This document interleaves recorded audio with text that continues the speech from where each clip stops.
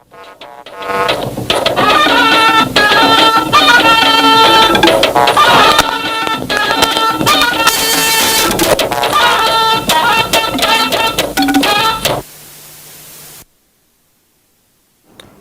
return to democratic rule on May 29, 1999 was welcomed with enthusiasm as it provided Nigerians hope and expectations for improved quality of life and governance for the people through sustained initiatives towards building an enviable democracy strengthened by institutions that support good governance while gaining relevance on the global stage as an important player in entrenching the universal system of governance for economic growth, stability and prosperity. Now, over the years, the country has been on the path of a growth trajectory propelled by positive government policies and programs engendered by the democratic environment in place. Despite these gains, experts say there is need for concrete and progressive policies with good implementation that will lift more Nigerians out of poverty through job creation and efficient infrastructure to ensure decent livelihood for the people, for the common good that will support democracy and consolidate on the gains. But the journey has not been all smooth, as the process has been bedeviled by hydra-headed security challenges, corruption and resource control, making it difficult for government at all levels to deliver on some key projects and initiatives outlined for service delivery to the people. Now, as a new administration gears up to take over the mantle of leadership on May 29th, marking another historical milestone of democratic governance in the annals of time, what are steps to be taken in order to consolidate on past achievements of democracy to reposition the nation for effective delivery of the dividends of democracy? Now, this is our focus on Weekend File tonight. We are live in Abuja.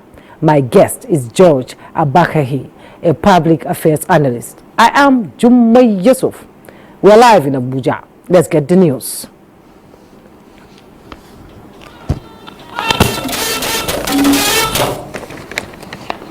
The federal government has promised to continue providing the necessary support towards making the nation's educational institutions globally competitive for economic and technological development of the country. The Minister of State for Education, Goodluck Opia, said this during the inauguration of TED Fund-sponsored projects at Federal Poly Oko, Anambra State. Chinyere Fesi Okoye reports. The multiple tertiary education trust fund sponsored projects, which include multi-purpose hall, information communication technology main building, school renewable energy building, agricultural technology engineering building, among others, are part of unwavering support to the development of education sector in Nigeria. The commissioning of these projects today will be no small measure further enhance teaching and learning and improve academic standards. We have other ongoing infrastructural buildings at various levels of completion. I am hopeful that soon we will have another round of project commissioning. The federal government through TED Fund has heavily invested in the provision of requisite infrastructure to aid teaching, learning, research and skills development in the nation's public tertiary institutions. The TED Fund also sponsored 101 lecturers from the Polytechnic for PhD degrees in both foreign and local institutions, 60 for master's degrees, while 90 staff have been sponsored to attend conferences. It will serve as a way of, taking the Polytechnic to the next level. I think this will help to raise the standard of education here in the Federal Polytechnic Oko. The Polytechnic is enjoined to take full charge of these facilities and make good use of them for the educational and vocational development of the students. In Oko, Chinyere Fesi Okoye, NTA News. Let's get an update on the resident doctor strike as the federal government has entered into a memorandum of understanding with the Nigerian Medical Association and the Nigerian Association of Resident Doctors geared towards halting the 5-day nationwide warning strike of resident doctors. The MOU was signed at the end of a conciliation meeting convened by the Minister of Labour and Employment, Senator Chris Ngige, in his office on Friday. The meeting, which lasted for about 5 hours, addressed all the 8 issues raised by the striking resident doctors. The meeting directed the Permanent Secretary of the Federal Ministry of Health to provide a response to the letter on or before May 23, 2023. The meeting agreed that NARD officers are to present the outcome of the MOU to their members in an emergency meeting within 48 hours with a view to suspending the strike they embarked on last Wednesday, May 17, 2023. And by virtue of its recent achievements in effectively securing the nation's maritime domain, the Nigerian Navy has earned a solid position as one of the crucial elements in the country's economic prosperity mix. How to consolidate this role through enhanced fleet preparedness is the focus of a maritime discourse organized by the Nigerian Navy ahead of a presidential fleet review in Lagos. Adeni Taiwo reports. As a littoral state with about 400 kilometers of coastline that brims with abundant marine resources, Nigeria draws about 95% of her wealth from the maritime domain. For making the environment safe for commercial activities, the Nigerian Navy has received due acknowledgement as a key enabler of blue economy in the country. An ongoing fleet recapitalization effort by the current administration is one of such acknowledgements. As a prelude to the presidential fleet review, this maritime discourse seeks to appraise the contributions of the Nigerian Navy to national prosperity. Focal points of the discourse include doctrine and crew workup, fleet maintenance, crew preparedness, and logistic support. These, according to Defense Minister and the Chief of the Naval Staff, are crucial towards building and sustaining a ready fleet that can push economic frontiers of the country with a safer maritime domain. It is aimed at acknowledging our weakest links and rethinking our strategies with a view to charting new frontiers for improved operational readiness. This, among others, are compelling reasons to further explore and unwrap formidable factors that can guarantee a prepared naval fleet poised to ameliorate maritime insecurity. Papers presented and panel discussion at the discourse focused extensively on issues of ship acquisition, domestic capacity for maintenance, and other components of fleet readiness, with a consensus that the personnel, the platform, and the process of the Navy must work in tandem to deliver national mandates. In Lagos, Adeni Taiwo, NTA News. Talking judiciary, the Presidential Election Petition Court has adjourned further pre-trial hearing of the petitions of Atiku Abubakar and Peter Obi to Monday, 22nd May 2023. The 5-man panel of justices headed by Justice Haruna Simon Samani gave the order at the pre-trial hearing of both petitions. Dele Atumbi of our judiciary desk reports that the petition of Allied People's Movement will also be heard on Monday. Pre-trial hearing conference in a petition is for counsel to all parties and the court to set the ground rules for the adjudication over the matter in accordance with the rules of the court. For the petition of Atiku Abubakar and the PDP, the petitioners intend to call 100 witnesses within 3 weeks. Counsel to the petitioners, Chris Uche, SAN, said the anticipated 100 witnesses would include those already listed before the court and those to be subpoenaed. Counsel to ANEC, which is the first respondent in the matter, Abubakar Mahmoud, SAN, affirmed that the commission intended to call 2 witnesses. 39 witnesses are expected to testify in defense of the victory of the president-elect Bola Ahmed Tinubu, while APC will call 25 witnesses. For speedy adjudication on the matter, the intendment of the provision of paragraph 50 of the first schedule of the Electoral Act 2022 came to the fore. The provision provides for the consolidation of all petitions relating to the same election unless the court otherwise directs. While counsel to INEC Abubakar Mahmoud, SAN, asserted that the provision is the mandatory requirement of the law, counsel to the petitioners in this matter, Chris Uche, SAN, told the court of the need for counsel to consult with the petitioners. The Presidential Election Petition Court also had the petition of Peter Obi and Labour Party, Obi has the intention of calling 50 witnesses within 7 weeks, while 25 witnesses will be testifying in defense of the president-elect Bola Ahmed Tinubu and the vice president-elect Kashim Shettima as second and third respondents in this matter. INEC, as the first respondent in the petition, will call 4 witnesses within 7 days. APC, as the fourth respondent, intended to call 7 witnesses in 9 days. You know, there are now 3 presidential petitions pending, and the court needs to deal with all this expeditiously, and that is why this issue of consolidating all the petitions has come up. Fortunately, the matter is coming up on Monday. On Monday, we shall offer our opinion to the court, and the court will resolve this issue. All the motions that were filed by the parties have been moved, and ruling was given just on one. Since all parties involved in the surviving 3 petitions will be appearing before the court on Monday, 22nd May 2023, the issue of consolidation of petitions as prescribed by law is expected to be settled. In Abuja, Dele Atumbi, NTA News. Meanwhile, President-elect Bola Ahmed Tinubu has returned to Nigeria ahead of the May 29th inauguration. Vice President-elect Senator Kashim Shettima and his wife, as well as the Senate President Ahmed Lawan, were at the presidential wing of the Nnamdi Azikiwe International Airport, Abuja, to receive the President-elect and his wife, Senator Oluremi Tinubu. The incoming president departed Nigeria for Europe on May 10th for an official engagement and to fine-tune his plan ahead of the May 29th transition. Now, coalition of concerned North Central professionals has commenced engagement with stakeholders as part of efforts to galvanize support and increase participation in governance. Participants at an intellectual discourse on participatory democracy and the place of the North Central in Nigeria's political journey so far unanimously appealed to the incoming administration of the President-elect Bola Ahmed Tinubu to ensure equitable distribution of appointive political offices.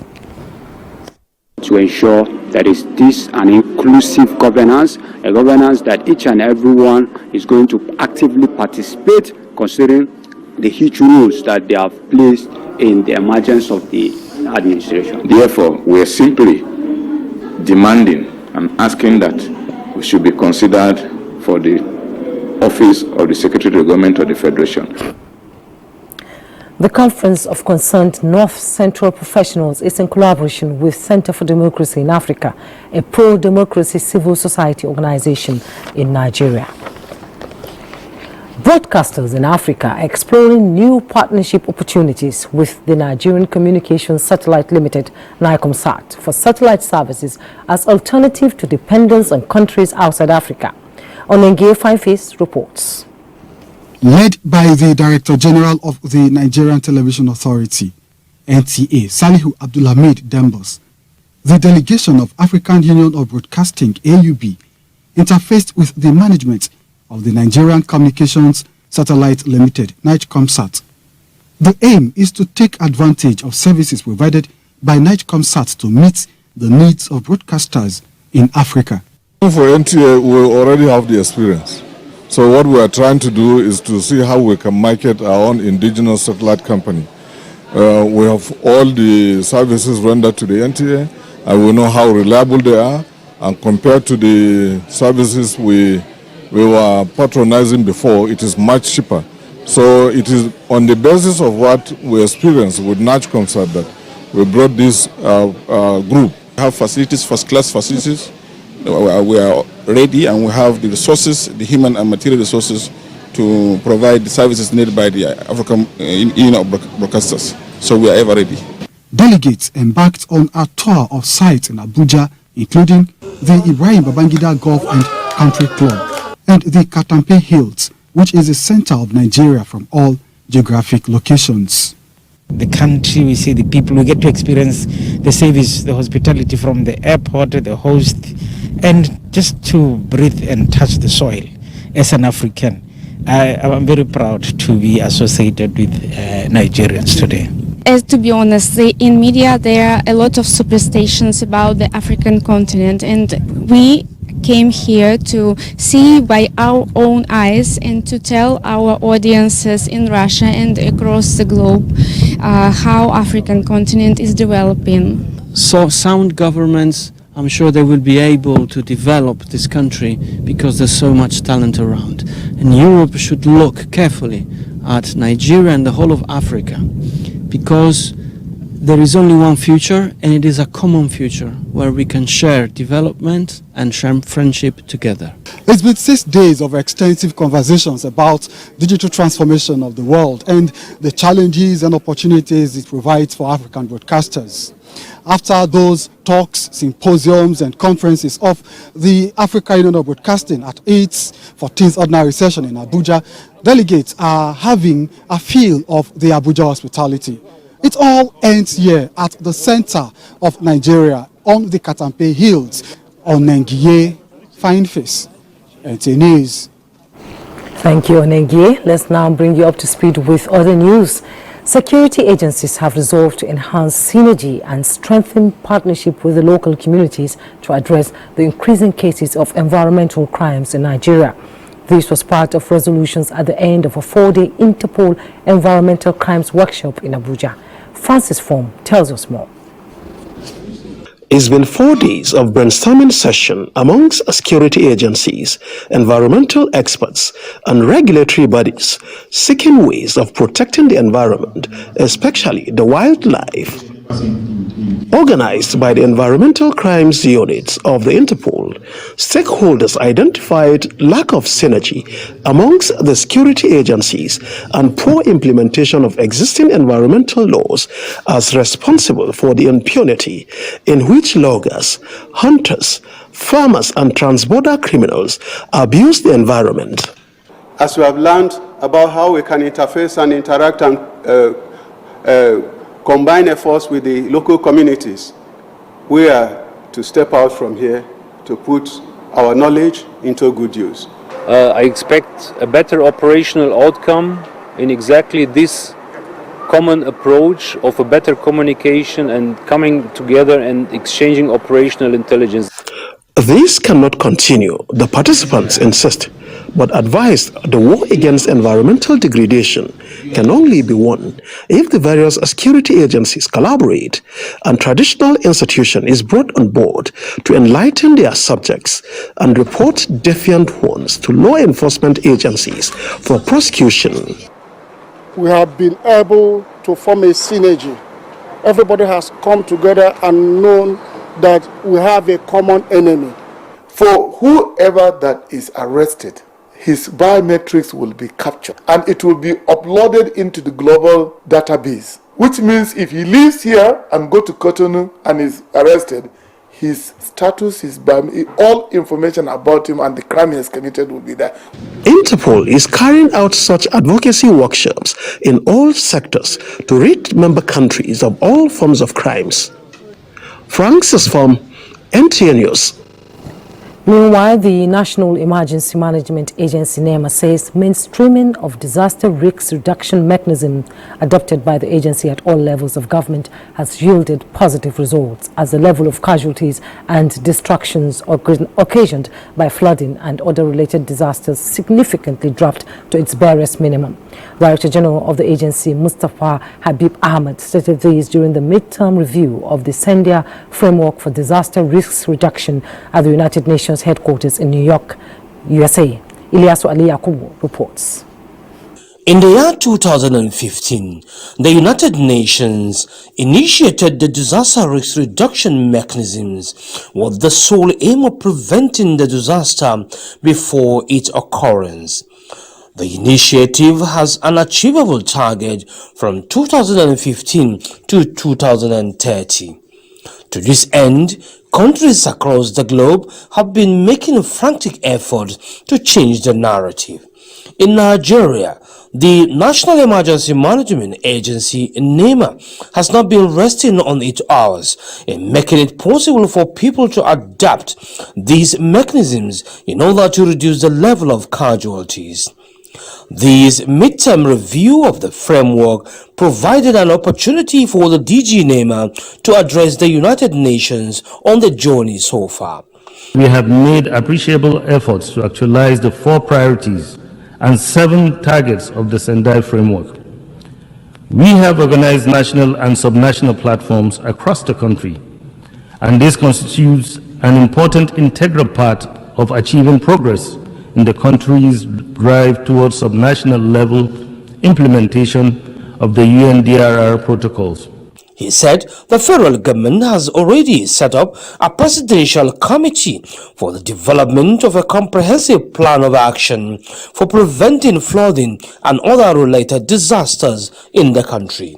Ilyasu Aliyakubu, NTA News. Now, about 3,000 Nigerian youths are to benefit from cultural tourism training in China. This was made known by the Director General National Council for Arts and Culture, Olusegun Resue, who led an African delegation to the International Culture Tourism Reform for Developing Countries by the Chinese government and Academic International for international business officials.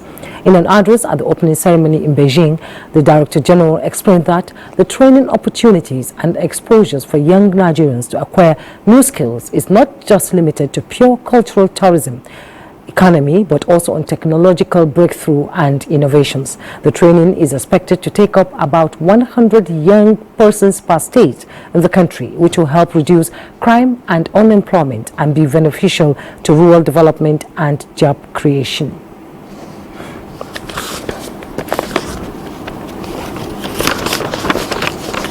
With the conclusion of the 8 years of administration of President Muhammadu Buhari, the media department of the State House has produced a 55-minute documentary titled Muhammadu Buhari Was Here. The documentary will showcase high points of the government, will be aired on NTA on Monday, May 22nd at 8 p.m. The Minister of Women Affairs, Dame Pauline Talon, congratulates the first female Accountant General of the Federation, Sakirat Median. In a statement, the Women Affairs Minister notes that it is an appointment well-deserved. This is a lasting legacy of the Buhari administration as we transit to a new administration in a few days, the Women Affairs Minister noted. And Weekend File will be right back. Do stay. You're welcome back, and to set the pace for the topic of discussion on Weekend File tonight, that is consolidating undemocratic gains, let's take some reports that will push the conversation. The new president of Nigeria will be ushered in on May 29th. Then the country can boast that it has successfully had 7th conservative transition, reflecting on the past, present and the future. Adebola Brooks in Sunday in this report takes a look at the consolidating the gains of democratic governance in the country.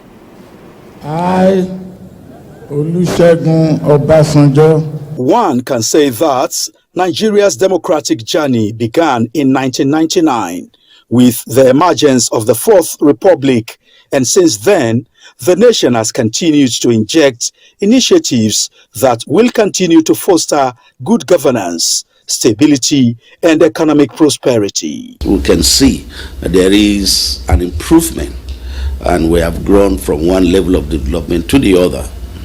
We are definitely not where we used to be, even though we are not where we want to be. But we must look back and give God thanks for where He has brought us to. Between 1999 to date, we have translated public service reforms in Nigeria and brought up Nigerian public service to be among the leading public services in Africa. By the year 2025, we rank among the first 20 public services in the world. If we can discover the strength in our numbers and see how we can put everybody's strength into use, where there are weaknesses, how can you use the strength in one part to cover up for the weakness in the other part, we are going to be strong. Hashim Suleiman is a youth activist who believes in good governance. He told me the reason Nigeria must not fail as a democracy. Take, for example, when Goodluck Jonathan lost the election and then he conceded and handed over power. I think maybe a year or two later, Ghana followed the same suit. A lot of countries in Africa are really looking up to be like Nigeria, and that's why the pressure is increasing on people to actually measure up to see how we could actually get to that level where the mentorship will be more appropriate. Hashim Suleiman said people are key in building strong institutions to boost confidence of citizens in government. Democratically speaking, I think we have improved. I think people's voices are heard more. Those voices are able to shape certain decisions. You know, we're increasing in appreciating our democratic institutions like the judiciary, the National Assembly, and the rest of them. One of my take-home messages from Suleiman is that Nigeria is getting better and stronger by the day. Adebola, Brooklyn Sunday, NTA News. May 29, 1999 signaled the end of military rule in Nigeria and also the beginning of 24 years of uninterrupted democratic rule in the country. Though not a smooth sail, but economic experts say the nation has surmounted pressing challenges and it is on course to economic recovery. Kainde Adebisi has details. Term economic growth suggests progress connected or related to trajectory in economic indices such that the productive capacity for goods and services are continuously on the increase. This summation indicates that where there is economic growth, there will be increase in outputs at various sectors, national productivity level, income, and improvement in technology, health, and education. Experts say this steady growth is complementary in a democratic system of government. For 24 years, Nigeria has been on this path, and financial experts agree growth pattern in the nation's economy is commendable. Strong economic growth and democratic development are like Siamese twins. They go together, and that is because democracy by itself requires that people make choices. Nigeria has since moved from an oil-dependent economy to a diversified revenue-generating nation, exploring the agricultural sector as well as giving room for public-private partnership and the creative industry to thrive. As Nigeria opens a new chapter in its democratic experience in a few days, the citizens are hopeful this steady growth will be sustained. It doesn't just have to start with oil. The ICT sector is there. Well, agriculture too has huge potentials. What are we doing with all the mineral resources we have scattered around the country? These are some of the things that the incoming administration has to look into and see how we can finally, get reap the benefits, tap the potentials of these sectors. Say a new broom sweeps clean. So we expect that things will be better. Forging ahead in this mandate is a task for the incoming administration, and some Nigerians are optimistic that the present government has laid a solid economic growth for sustenance. In Lagos, Kainde Adebisi, NTA News. Thank you, Kainde. And joining me in the studio is George Abachehe, a public affairs analyst. Thank you so much for coming on Weekend File. I hope I got the name right. Thank you very much for having me. Okay, 24 years of uninterrupted democracy, and generally speaking, how has democracy fared in the past 24 years, and what are the gains recorded that has impacted Nigerians? Well, it is quite obvious that no country globally can boast of a perfect democracy, whether it is the United States of America or Britain. There are usually shortfalls, in democratic governance. But however, in the Nigerian context, we have gone a long way, in strengthening the Nigerian democracy, especially, when you look at traditional democratic values, of honesty, rule of law, respect for the individual as a source of public authority, independent judiciary, independent press, and more importantly, a well-developed, well-developed social security system. But you find out that we have done well so far. At least we've been able to go through 4 successive, democratic governments, which means there has been peaceful transfer of power on 4 different occasions from 1999, to present time, and we are going on to the 5th one, by in the next 8 days. But more importantly, we have also transcended, from a ruling party to an opposition party, something that is pretty rare in African politics. And this happened, between President Goodluck Jonathan to President Muhammadu Buhari in 2015. So it is very, very important to note that. Yes, indeed, it's very, very important to know that, and we have seen the outgoing administration, build on the gains of the party that handed over to him, that is the PDP, and we've seen him consolidate on projects that were initiated by the administration of Goodluck Jonathan, and actually there's no white elephant project existing in Nigeria now. So how can the gains of democracy now be, how can it be recorded? Keeping in mind that this administration is going out, how can the incoming administration build on what the outgoing administration has done? Well, democratic consolidation to me is a relative term. I think it refers broadly to legitimization of democracy by the citizenry, in such a way that usually through a political process,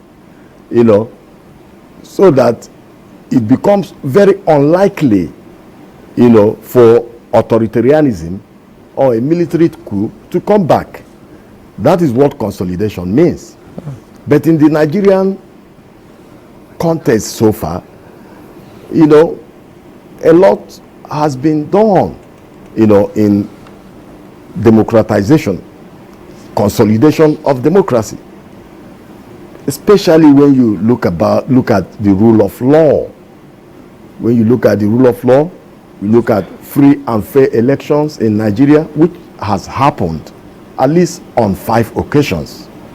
I have said it earlier on that democracy is imperfect, but these elections has gone on without any problems. And whenever there are problems, just like we are having now, the constitution is there, the political process is there to be able to adjudicate this process. That is what democracy is all about. It happens all over the world. We remember vividly in the United States during the election of Al Gore and George W. Bush. Yes. You can agree with me that, what happened in Florida, which ultimately, went all the way to the U.S. Supreme Court before they declared the election for George W. Bush. And very recently, the one that happened between the current U.S. President, Joe Biden, and the then incumbent, Donald Trump. Yeah. So this is quite clear. That's why I said it earlier on, that democracy is imperfect. But in the Nigerian context, the successive administration, but more importantly, President Muhammadu Buhari, has done a whole lot in strengthening democracy in this country. Look at the electoral law that was signed last year by Mr. President, where you can now talk about the beavers, you can now talk about transmission of results, you can now talk about accreditation. These are all key, for a successful democratization of this country. Indeed, it's a key achievement, and there's no perfect democracy, but the people can make it perfect. We'll take a break. When we return, our conversation will continue. Do stay. You're welcome back. Since the adoption of federalism as a system of government in Nigeria to foster national integration, the nation has survived for over 5 decades and still counting as the country prepares for a change of administration come May 29th. Nigerians have been vocal about the expectations and hope for continued peace, unity and progress of the nation as one indivisible entity. Susan Eze reports. As Nigerians get set to receive a new administration in few weeks, top on their list of expectations is the need to tackle the issue of insecurity. The insecurity in the nation and the killings, if handled with care and subdued, I think there will be way forward in the economic development of this nation. Secondly, the education sector. We have to look into the incessant strikes in our universities. Agriculture is also very important. To achieve economic growth and prosperity in this new dispensation, stakeholders call for continued sustenance of the principles of true federalism as a catalyst for national unity. We are telling Nigerians to be supportive of any government. When you are not supporting any government in power, you're just bringing in disunity, division. Nothing thrives. Nobody benefits from it. So it's another opportunity to make a change. With unity, we are thicker. With unity, we are stronger. The diversity we have is the beauty of our togetherness. What we have that are different and bring them together, it makes us better as one Nigeria. Respondents believe that embracing unity through religious and ethnic tolerance is the logical remedy and path to national peace and progress. In Enugu, Susan Eze, NTA News. Sustainable peace is one of the desires of every nation state to develop and prosper, with Nigeria making concerted efforts at entrenching democracy and good governance, with improved security series of security architecture, refinement and strategies devised by government in recent times. Is restoring hopes of people of the Northeast in particular, who have high hopes the incoming government will continue. Zainab Adam reports. Regional conflicts and abuses result to uncertainties, inequalities and instabilities, disrupting peace and security. Over the years, Nigeria has witnessed cases of insecurity, especially in the northeastern part of the country, with peace now taking root, reconstruction, rehabilitation and resettlement ongoing. Positive engagement of insurgency-affected population with good government reforms can halt reoccurrence of violence. Activities of the Boko Haram element have been degraded, so there's a relative peace in the northeast.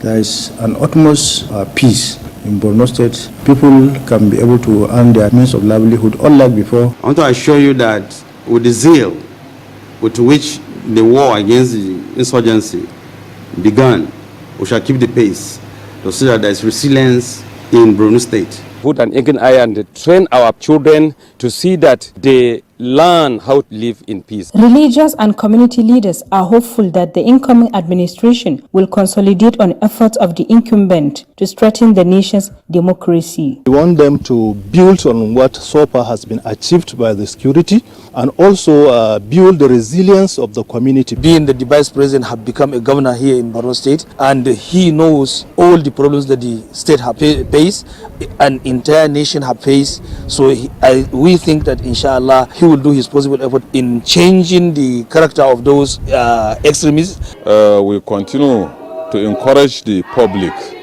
to do whatever they can to make sure that peace continue to reign.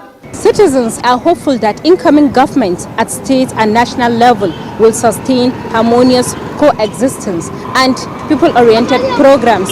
In Maiduguri, Zainab Adam, NTA News.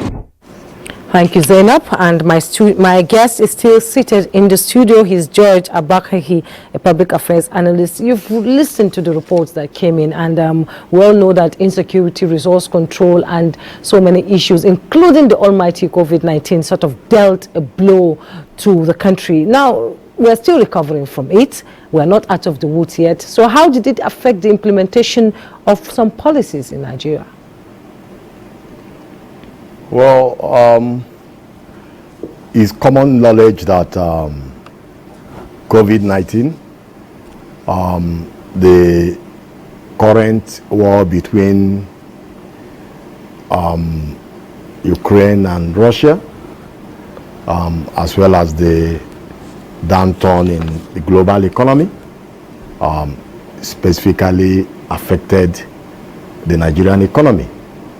But more importantly, there are other issues, such as oil theft in the Niger Delta area, and we also have to take into consideration, essentially, the issue of creating an enabling environment, for businesses to thrive, and at the same time attract foreign investors to this country. I believe the present administration did well in respect of improving the economy and the well-being of Nigerians, but the administration, as we all know, terminates May 29th. It is now incumbent on the incoming administration of Asiwaju Bola Ahmed Tinubu, to take the bull by the horn, and work on areas that will stimulate the economy. I am pretty optimistic that the president-elect will do a whole lot in resuscitating, the battered economy of this country, which was fundamentally due to the reasons that we had mentioned earlier on. But for the economy to really move on smoothly, swiftly in this country, the issue of insecurity is very, very essential. Because if you look at it, most foreign investors do not want to come and invest in areas where there is political instability, in areas where there are communal clashes, in areas where there are incessant kidnapping, banditry, and ethno-religious violence. These are all the major issues. So the incoming government need to tackle seriously the issues of insecurity, with all their might, to be able to attract, direct foreign investment to this country. Indeed. And more importantly, we also need to, look inwards. The incoming Tinubu administration need to look inward, and enhance exports, so as to be able to bring in, dollars, bring in pound sterling. We need to export. We need to diversify our economy, from a mono economy of oil, to agriculture, to technology, and be able to export some of this, some of our products. Even if we don't export it overseas, we can export it to African countries that are our neighbors. Yes, indeed, with the African Free Trade Agreement, I think will be taken care of. And the president-elect has also said he's going to hit the ground running. Well, thank you so much for coming on Weekend File this night. George Apahekahe is a public affairs analyst, and he has been discussing issues on consolidating on democratic governance. Thank you so much for coming on Weekend File. Thank you very much for having me. We'll be right back. Sport update is next. We begin with tennis as David Ekpenyon on Saturday at the Moshood Abiola National Stadium, Abuja, emerged the champion of the 2023 Davnoch National Tennis Championship. This follows his 6-4, 6-1 triumph over Peter Lawal in the men's singles final. Top seed Marylove Edwards also recorded a 6-1, 6-4 victory against Omolayo Bamidele to win the women's singles title. In the wheelchair tennis category, Kafayat Omishore got the better of Foluke Shodende to secure a third straight women's singles title, while Alex Adewale beat Williams Okari 6-1, 6-1 to emerge the men's singles champion. It's a great one for me and I'm very excited. It's not an easy task. The secret of it is just that you have to keep working. Been quite a lot of improvement in the way the game is played and officiated as well. And I give kudos to the Tennis Federation for actually doing a very good job. And to football, the abridged season of the Nigeria Premier Football League will be concluded on Sunday, with match day 18 fixtures taking center stage. Relegated Nasarawa United will play for pride against unbeaten Bendel Insurance at the New Jos Stadium, as Doma United travel to Umuahia to face Abia Warriors, while Niger Tornadoes take on Bayelsa United. In other fixtures, Okanemi Warriors face Plateau United, Rivers United are up against Enugu Rangers, Gombe United are at home to Aqua United, while Lobby Stars challenge Wiki Tourist, just as Dakada are away to Sunshine Stars of Akure. And to England, Manchester City have won the Premier League title for a fifth time in 6 seasons after Arsenal lost 1-0 at Nottingham Forest on Saturday, courtesy of Nigeria forward Taiwo Awoniyi's goal. The result leaves Manchester City with an insurmountable 4-point lead at the top of the table over the Gunners, who have just one game remaining this season. Still on the Premier League, Casemiro scored the only goal as Manchester United recorded a 1-0 win over Bournemouth at the Vitality Stadium to move 3 points clear of 5th place to Liverpool after Jurgen Klopp's side drew 1-1 with Aston Villa at Anfield, while Brentford recovered from an early setback to record a 3-1 win over Tottenham in North London. With sports updates, Bade Adeleye, NTA News. Vice President Yemi Osinbajo has described the late founder of the First City Monument Bank, FCMB, Otumba Subomi Balogun, as noble in word and deed, an outstanding legal mind, and a doyen of the Nigerian capital market and investment banking. Vice President Osinbajo stated this in a personal tribute to the late FCMB founder, who died Friday morning in London at the age of 89. Further describing the late Otumba as forthright, kind to all, and God-fearing. The Vice President says following his death, the tribe of true nobility and greatness is diminished by one. With the conclusion of the 8 years of the administration of President Muhammadu Buhari, the media department of the State House has produced a 55-minute documentary titled Muhammadu Buhari Was Here. The documentary, which showcases high points of the government, will be aired on NTA Monday, May 22nd at 8 p.m.